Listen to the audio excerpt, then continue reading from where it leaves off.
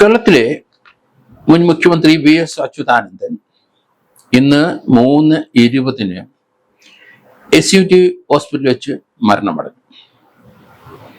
അദ്ദേഹം കേരളത്തിലെ മുഖ്യമന്ത്രിയായിരുന്നു 2006 മുതൽ 2011 വരെ.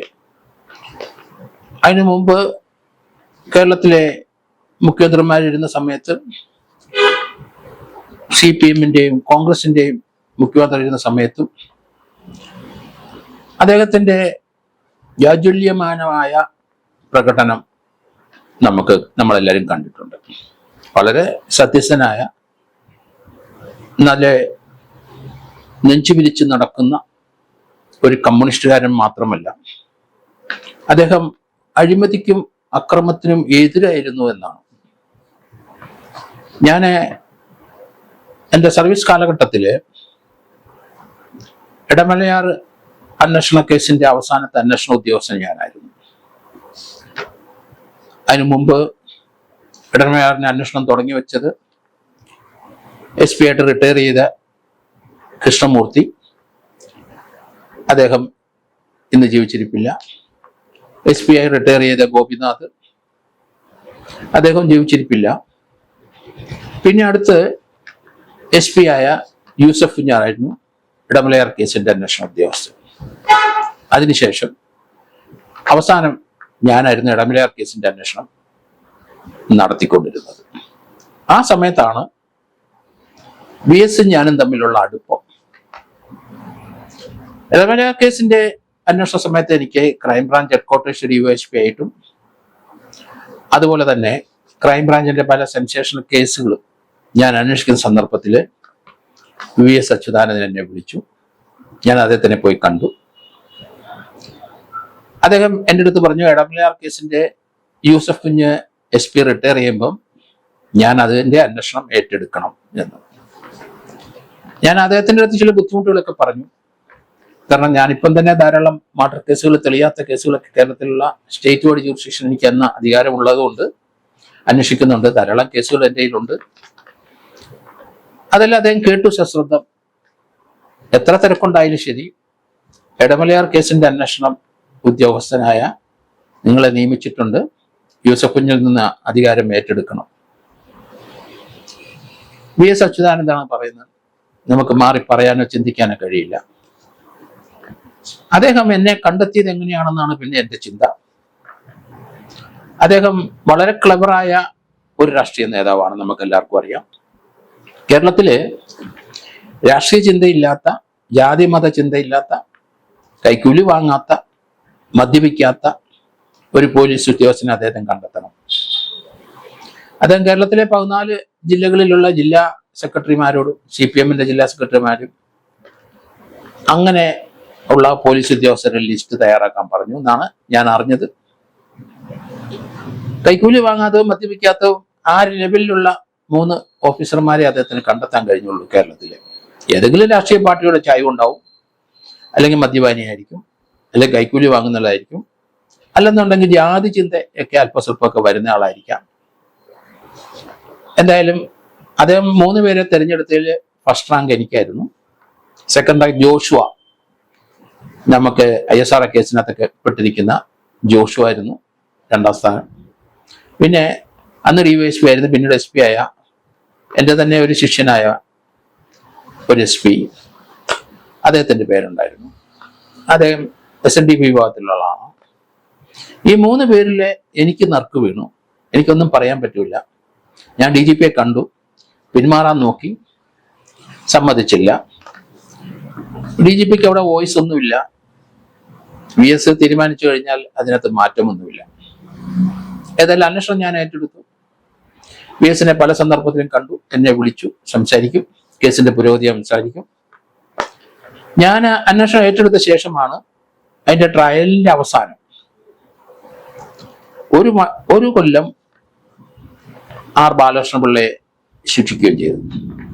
എൻ്റെ പീരീഡിലാണ് ആ ശിക്ഷ നടപ്പാക്കിയത്. ഞാൻ അന്ന് ഇടമലയാർ കേസിന്റെ അവസാനത്തെ അന്വേഷണ ഉദ്യോഗസ്ഥനായിരുന്നു. 2 സാക്ഷികളെ, ഇമ്പോർട്ടൻ്റ് ആയ സാക്ഷികളെ ആ കേസിൽ വിസ്തരിക്കാനുണ്ടായിരുന്നു. അവരെ സാക്ഷിയായിട്ട് കൊണ്ടുവരാൻ വലിയ ബുദ്ധിമുട്ടാണ്. രണ്ടുപേരും VIP-കളാണ്. ഒരാള് UN-ന്റെ ഹൈഡ്രോ ഇലക്ട്രിസിറ്റി പ്രോജക്റ്റിന്റെ ഒരു വക്താവാണ്, ഒരു മേനോനാണ് അദ്ദേഹം, പാലക്കാടുകാരനാണ്.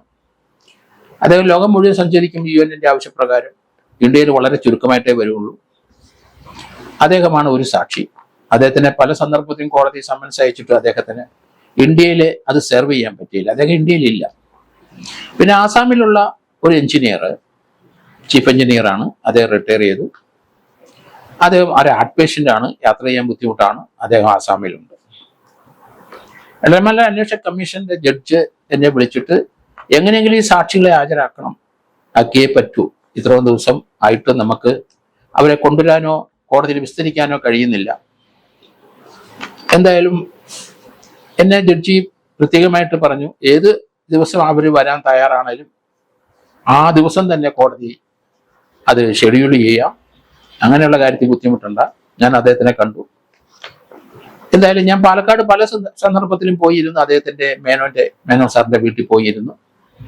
അവിടുത്തെ അദ്ദേഹത്തിന്റെ ആ കാര്യസ്ഥനുണ്ട്, അവരോട് സംസാരിക്കും. കുക്ക് ഒരാളുണ്ട്, അല്ലെങ്കിൽ ചായ കാപ്പിയൊക്കെ കുടിക്കും. അദ്ദേഹം പല ദിവസം വരുന്ന സമയത്ത് എന്ന് പറയുന്ന സമയത്തൊന്നും അവിടെ എത്തിയില്ല. എങ്കിലും രഹസ്യമായി ഞാൻ അവരെയൊക്കെ കണ്ട് സംസാരിച്ച് എൻ്റെ ബുദ്ധിമുട്ടുകൾ പറഞ്ഞു. അദ്ദേഹത്തിനെ ആയിട്ട് ബന്ധപ്പെട്ടു. അദ്ദേഹം പറഞ്ഞു, ഇനി ഞാൻ 2 ദിവസം കേരളത്തിൽ ഉണ്ടാവും, അപ്പോൾ കാണാം എന്ന് എൻ്റെ അടുത്ത് പറഞ്ഞു. അദ്ദേഹം വരുന്ന സമയം നോക്കിയിരുന്നു. അദ്ദേഹം രാത്രിയിൽ ഫ്ലൈറ്റിൽ വന്നു. ഞാൻ പാലക്കാട് രാത്രി തന്നെ തിരിച്ചു അദ്ദേഹത്തിനെ പോയി കണ്ടു. അടുത്ത 2 ദിവസം അദ്ദേഹം കേരളത്തിലുള്ളൂ. ഞാൻ പറഞ്ഞു, എൻ്റെ കൂടെ വന്നേ പറ്റുള്ളൂ. ഇടമല കമ്മീഷനിലെ ഇദ്ദേഹം സാക്ഷിയാണ്, ഞാൻ സമൻസ് കൊടുത്ത് കൈപ്പറ്റി 2 മണിക്കൂർ ഉള്ളൂ, അതിൽ കൂടുതൽ ബുദ്ധിമുട്ടിക്കത്തില്ല എന്ന് ഞാൻ പറഞ്ഞു. അങ്ങനെ ഇടമലയാർ കേസിന്റെ സാക്ഷിയെ അദ്ദേഹത്തിനെ വിസ്തരിച്ചു. ഞാൻ ആസാമിൽ പോയി ആ സാക്ഷിയെ കണ്ടു. ആ സാക്ഷി ബെഡ് റിഡൻ ആണ്, എങ്കിലും ഫ്ലൈറ്റില് അദ്ദേഹം വൈഫൂടെ വന്നു. ഇവിടെ വന്ന് അദ്ദേഹം മൊഴി കൊടുത്തു, അദ്ദേഹം പോയി. ആ ഒരു കേസിലാണ് ആർ ബാലകൃഷ്ണപിള്ളയെ ശിക്ഷിക്കുന്നത്. 1 വർഷം അദ്ദേഹം ജയിലിൽ കിടന്നു. ഈ 2 സാക്ഷികളുടെ മൊഴി വളരെ ഇമ്പോർട്ടൻ്റ് ആയിരുന്നു. അത് എൻ്റെ പേരിലാണ് നടന്നത്. അങ്ങനെയാണ് VS അച്യുതാനന്ദൻ ഞാനുമായിട്ടുള്ള അടുപ്പം. അത് പറഞ്ഞ് അദ്ദേഹത്തിൻ്റെ ഈ മരണസമയത്ത് ഞാൻ അതാണ് ഓർക്കുന്നത്. കാരണം വേലിക്കകത്ത് ശങ്കരൻ അച്യുതാനന്ദൻ എന്ന VS എന്ന ചുരുക്കപ്പേരിൽ അറിയപ്പെടുന്ന അദ്ദേഹം കേരളം കണ്ട നീതിമാനായ മുഖ്യമന്ത്രിമാരിൽ ഒരാളാണ്. ഒരു വിട്ടുവീഴ്ചയ്ക്ക് അദ്ദേഹം തയ്യാറാവില്ല. അദ്ദേഹം ഓരോ തീരുമാനങ്ങൾ എടുത്ത് അത് നടപ്പാക്കാൻ അദ്ദേഹം ശ്രമിക്കുന്നത് നമ്മളെല്ലാവരും കണ്ടിട്ടുണ്ട്. ഇടുക്കിയിലെ അവിടുത്തെ വനം വെട്ടി നശിപ്പിച്ച സ്ഥലത്ത് അദ്ദേഹം പോയി സന്ദർശിച്ചതൊക്കെ നമുക്കറിയാം. അദ്ദേഹത്തിന്റെ ആ ഇടുക്കിയിൽ അദ്ദേഹം ആ വനങ്ങളും ആ സ്ഥലങ്ങളും എല്ലാം പോയി സന്ദർശിച്ചതൊക്കെ വളരെയധികം പത്രവാർത്തകൾ ഉണ്ടായിരുന്ന സമയമായിരുന്നു. എന്തായാലും ബാലകൃഷ്ണപിള്ളയെ ശിക്ഷിപ്പിക്കാൻ കാരണം കറപ്ഷനാണ് അതിനകത്ത് അദ്ദേഹത്തിന്റെ പേരിൽ കൊണ്ടുവന്ന ചാർജ്. അത് അങ്കമാലി ഭാഗത്തു നിന്ന് ഇടമലയാറിലേക്ക് ട്രെയിൻ വഴി സിമെന്റ് കൊണ്ടുപോകും. അവിടെ ഇറക്കുന്ന സിമെന്റ്, ലോറിക്കണക്കിന് സിമെന്റ് ഇടമലയാർ ഡാമിൽ ചെന്നിട്ടില്ല.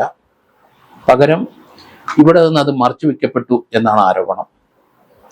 ഇടമലയാർ ഡാമില് അവിടെ സിമെന്റ് ഉപയോഗിക്കുന്നത് എത്ര ലോറി സിമെന്റ് അവിടെ കൊണ്ടുവന്നാലും ശരി, അത്രയും ലോറിയിലുള്ള സിമെന്റ് ചാക്കുകൾ എത്രയുണ്ടെന്ന് എണ്ണി തിട്ടപ്പെടുത്തി അതിന്റെ കാലിച്ചാക്ക് അവിടെ കണക്കിലെഴുതി ചേർക്കണം. പക്ഷേ അങ്കമാലി വന്ന പല വാഗൺ സിമെന്റുകളും ലോറി കയറി അവിടുന്ന് പോയി. അതിന്റെ കണക്കിൽ അവിടെ ഷോർട്ടേജ് വന്നു. കുറെയൊക്കെ അവര് അഡ്ജസ്റ്റ് ചെയ്തൊക്കെ വെച്ചിട്ടുണ്ടായിരുന്നെങ്കിലും ആ സിമെന്റ് ഇവിടുന്ന് തീർച്ചയായിട്ടും വാഗണിൽ തന്നെ ലോറി കയറി പോയെന്നുള്ള സത്യമാണ്. അതിനുശേഷം VSനെ ഈ കേസിന്റെ ഓരോ സമയത്തും അതിന്റെ പ്രോഗ്രസ്സുകൾ അദ്ദേഹം വിശകലനം ചെയ്യും, എൻ്റെ അടുത്ത് സംസാരിക്കും. അദ്ദേഹം അത് നന്നായിട്ട് ഫോളോ അപ്പ് ചെയ്യുമായിരുന്നു. അതിനുശേഷം എൻ്റെ അടുത്ത് പറഞ്ഞു, ഒരു 4 കേസും കൂടെ ബാലകൃഷ്ണപിള്ളയ്ക്കും മറ്റവർക്കെതിരായിട്ട് എടുക്കണം. ഞാൻ അദ്ദേഹത്തിന് ചോദിച്ചു, അതെടുക്കാം, സ്വല്പം സമയം എനിക്ക് തരണം. ഈ കേസിന്റെ ബാലകൃഷ്ണപിള്ളയുടെ ആ കേസിന്റെ ട്രയൽ ഒന്ന് കഴിയട്ടെ. പക്ഷെ അദ്ദേഹത്തിന് കേസെടുക്കണമെന്ന് വലിയ നിർബന്ധമായിരുന്നു എത്രയും പെട്ടെന്ന്. അത് ഞാൻ സ്വല്പം സ്ലോ ആയെന്ന് അദ്ദേഹത്തിന് തോന്നി. അദ്ദേഹം DGPയുടെ അടുത്ത് പറഞ്ഞു. George Joseph കേസെടുത്തില്ല. DGP എന്നെ വിളിച്ചു. ഞാൻ അദ്ദേഹത്തിനെ പോയി കണ്ടു. ചില കാര്യങ്ങൾ എനിക്ക് DGPയോടും പങ്കുവെക്കാൻ കഴിഞ്ഞില്ല. കാരണം ഒരു കേസിന്റെ ഇൻവെസ്റ്റിഗേഷൻ നടന്നുകൊണ്ടിരിക്കുകയാണ്. മറ്റൊരു കാര്യം, ആ ഇൻവെസ്റ്റിഗേഷനകത്ത് സാക്ഷികൾ ആരൊക്കെയാണ്, ആരൊക്കെ കോടതി മൊഴി കൊടുക്കേണ്ടി വരും, ആരെയൊക്കെ ഒഴിവാക്കേണ്ടി വരും, അതൊക്കെ ഒരു അന്വേഷണ ഉദ്യോഗസ്ഥൻ തീരുമാനിക്കുന്ന കാര്യങ്ങളാണ്. അതിൽ ചില കാര്യങ്ങളൊന്നും പങ്കുവെക്കാൻ കഴിയില്ല. DGPയോട് പോലും പങ്കുവെക്കാൻ കഴിയില്ല. കാരണം ചില പ്രശ്നങ്ങൾ അതിനകത്ത് നിയമപരമായും മറ്റ് രാഷ്ട്രീയപരമായിട്ടൊക്കെ ഉണ്ട്. പ്രത്യേകിച്ച് അതിശക്തനായ ഒരു മന്ത്രിയായിരുന്നു ശ്രീ R ബാലകൃഷ്ണപിള്ള. ഞാനും അദ്ദേഹമായിട്ട് നല്ല അടുപ്പമുണ്ട്. അദ്ദേഹത്തിന്റെ മകനുമായിട്ട്, ഗണേശനുമായിട്ട് അടുപ്പമുണ്ട്. പക്ഷെ നീതിബോധം BSനുള്ള പോലെ തന്നെ എനിക്കും ഉണ്ട്. അതാരായാലും ശരി, ആ നീതിബോധം നമ്മളെ മനസ്സിലും ശരീരത്തിലും എപ്പോഴും ചുറ്റിക്കറങ്ങിക്കൊണ്ടിരിക്കും. അതുകൊണ്ട് R ബാലകൃഷ്ണപിള്ളയായിട്ട് അത്ര അടുപ്പം ഉണ്ടായിട്ടും അദ്ദേഹത്തിന്റെ പേരിലുള്ള കുറ്റച്ചാർജ് കൃത്യമാണ് എന്നെനിക്ക് തോന്നി. അതുകൊണ്ടാണ് ആ ട്രയലിന് കൂടെ ഞാൻ നിന്ന് അദ്ദേഹത്തിനെ ശിക്ഷിപ്പിക്കേണ്ടി വന്നത്. ആ കാര്യത്തില് VSന്റെ അതേ നയം, അദ്ദേഹത്തിന്റെ അതേ നിശ്ചയദാർഢ്യം, അദ്ദേഹത്തിന്റെ ആ ചിന്ത, അതൊക്കെ തന്നെയായിരുന്നു നമ്മുടെ മനസ്സിലുണ്ടായിരുന്നത്. കാരണം സംസ്ഥാനത്തിന്റെ ഖജനാവിൽ നിന്ന് വലിയ നഷ്ടമുണ്ടായ ഒരു സംഭവമാണ്. അതുകൊണ്ട് പൊതുജനങ്ങളുടെ പണം പോകുന്ന സംഗതിയാണ്. VS അചഞ്ചലനായിട്ട് നിന്നു. അതുകൊണ്ട് നമുക്ക് കാര്യങ്ങൾ എളുപ്പമായി. ആ കേസിന്റെ ട്രയലിന്റെ കൂടെ നിന്നു ഞാൻ. ഇതുവരെ കോടതിയിൽ ഹാജരാകാൻ കഴിയാത്ത 2 സാക്ഷികളെ വലിയ ബുദ്ധിമുട്ടിയാണെങ്കിലും ശരി കോടതി കൊണ്ടുവന്ന് അവരുടെ ഭാഗം പറയിപ്പിച്ചു. അങ്ങനെയാണ് ആ കേസിന്റെ ശിക്ഷ ഉണ്ടായത്.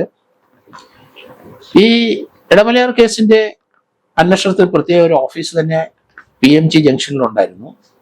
എൻ്റെ ക്രൈംബ്രാഞ്ച് ഹെഡ്ക്വാർട്ടേഴ്സ് എന്ന് വള്ളക്കടവിനടുത്താണ്, എയർപോർട്ടിനടുത്താണ്. ഞാൻ അവിടെ ഈ 2 ഓഫീസ് ഒരേ സമയം ഫംഗ്ഷൻ ചെയ്തുകൊണ്ടിരുന്നു. ഇടമലയാർ മാത്രമല്ല, കേരളത്തിലെ സ്റ്റേറ്റ് വൈഡ് ജൂറിസ്ഡിക്ഷനുള്ള ആ ഒരു 2 പോസ്റ്റുകളിൽ ഞാൻ ഒരേ സമയത്ത് വർക്ക് ചെയ്യേണ്ടി വന്നു. അത് VSന്റെ ഇപ്പോഴത്തെ അദ്ദേഹത്തിന്റെ ഈ മരണം, അദ്ദേഹം മരിച്ചു എന്നറിഞ്ഞപ്പം മനസ്സിലേക്ക് ഓടി വന്നത് അദ്ദേഹവുമായിട്ടുള്ള സൗഹൃദം, അദ്ദേഹമായിട്ടുള്ള അടുപ്പം, ഈ കേസ് അന്വേഷിക്കാൻ എന്നെ അദ്ദേഹം ഏൽപ്പിച്ചതിൽ ആ വിശ്വാസ്യത, അദ്ദേഹത്തിന്റെ നിശ്ചയദാർഢ്യം, ഇതൊക്കെ എൻ്റെ മനസ്സിൽ കൂടെ ഓടിയെത്തി. കാരണം അങ്ങനെ ചില ബന്ധങ്ങൾ VS ഞാനുമായിട്ട് ഉണ്ടായിരുന്നു എന്നുള്ളതാണ്. പലർക്കും അത് അറിയില്ല. അതുകൊണ്ടാണ് അദ്ദേഹത്തിന്റെ ഈ മരണ ദിവസം തന്നെ ഞാൻ അത് പറയുന്നത്. കാരണം മറ്റ് പല മുഖ്യമന്ത്രിമാരുമായിട്ട് ഇതുപോലുള്ള കേസുകളുമായിട്ട് ബന്ധപ്പെട്ട് എനിക്ക് നല്ല അടുപ്പമുണ്ട്.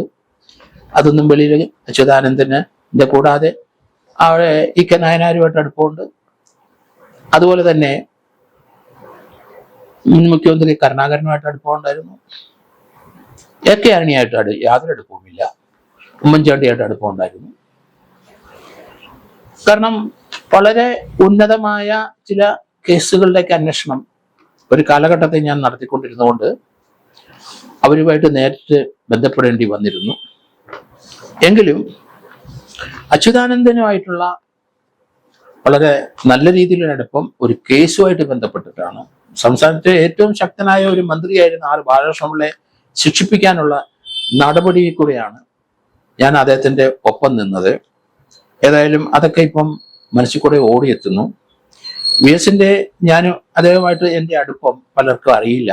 അതുകൊണ്ടാണ് ഈ സന്ദർഭത്തിൽ ഞാൻ അത് പറയാനായിട്ടുള്ള കാരണം. അദ്ദേഹം അബോധാവസ്ഥയിലായിട്ട് കുറച്ച് ദിവസമായി നമുക്ക് എല്ലാവർക്കും അറിയാം. അപ്പൊ അദ്ദേഹം 101ാമത്തെ വയസ്സിലാണ് മരണപ്പെട്ടത്. അദ്ദേഹത്തിന്റെ ഈ മരണത്തിൽ തീർച്ചയായിട്ടും 101 വയസ്സായെങ്കിലും ശരി നമുക്ക് വളരെ ദുഃഖമുണ്ട്. അദ്ദേഹത്തിനുള്ള സ്നേഹം പഠിപ്പിക്കാൻ വേണ്ടിക്കൊണ്ട് തന്നെയാണ് ഞാനും അദ്ദേഹമായിട്ടുള്ള ബന്ധം എന്തായിരുന്നു എന്നും അത് എങ്ങനെയായിരുന്നു എന്നും ഈ തരുണത്തിൽ ഞാൻ വെളിവാക്കാൻ ഉദ്ദേശിച്ചത്.